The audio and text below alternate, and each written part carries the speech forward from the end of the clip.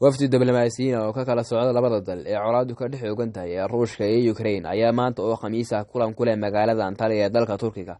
Wafdiga oo ah kii ugu horeeyay noociisa ee soo fadhiista tan iyo intii ay bilaabmeen dagaalada ka socda Ukraine ayaa la sheegay inay ka wada hadli doonaan sidii xal waara ama mid barbilow ah looga gaari lahaa dabka ka oogan dalka Ukraine. wafdiga Ruushka waxa hogaaminaya wasiirka arrimaha dibadda isla markaana ah ninka Putin aadka u kalsoon yahay Sergey Lavrov,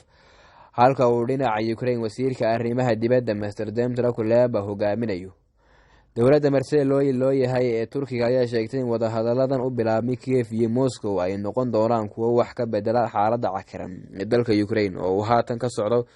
dagaalka maanta waqtigiisu gaaray 2 toddobaad. dowladda Ukraine ayaa iyaduna dalbanaysa xabad joojin aan shuruud lagu xidhin iyo in dalkeeda laga saaro ciidanka 100 kor u dhaafay ee Ruushku ku soo eekeeyay dalkeeda, iyadoo sheegtay in haddii labadaasi Ruushka laga waayo adag tahay in wax kale laga wada hadlo.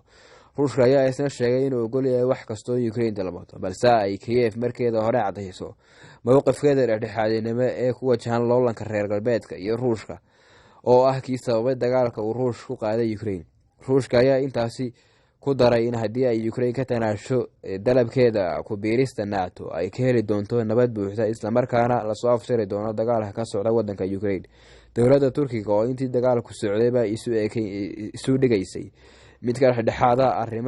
arrimaha taagan ayaa sheegtay in wada hadalkan ay gogoshiisa fadhiisay yahay ididiilo wanaagsan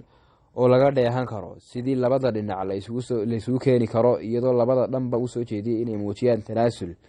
iyo isku dhawaansho. madaxweynaha dalka Turkiga Recep Tayyip Erdogan ayaa shalay sheegay inuu dalkiisu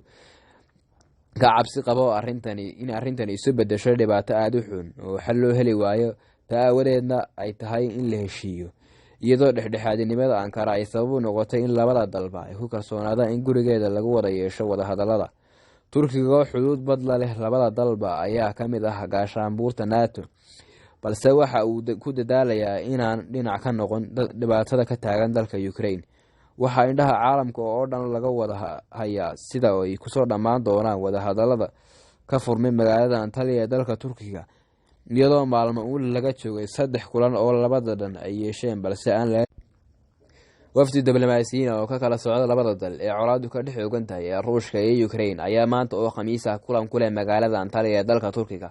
wafdiga oo ah kii ugu horeeyay noociisa ee soo fadhiista tan iyo intii ay bilaabmeen dagaalada ka socda Ukraine ayaa la sheegay inay ka wada hadli doonaan sidii xal waara ama mid barbilow ah looga gaari lahaa dabka ka oogan dalka Ukraine. wafdiga Ruushka waxa hogaaminaya wasiirka arrimaha dibadda isla markaana ah ninka Putin aadka u kalsoon yahay Sergey Lavrov, halka uu dhinaca Ukraine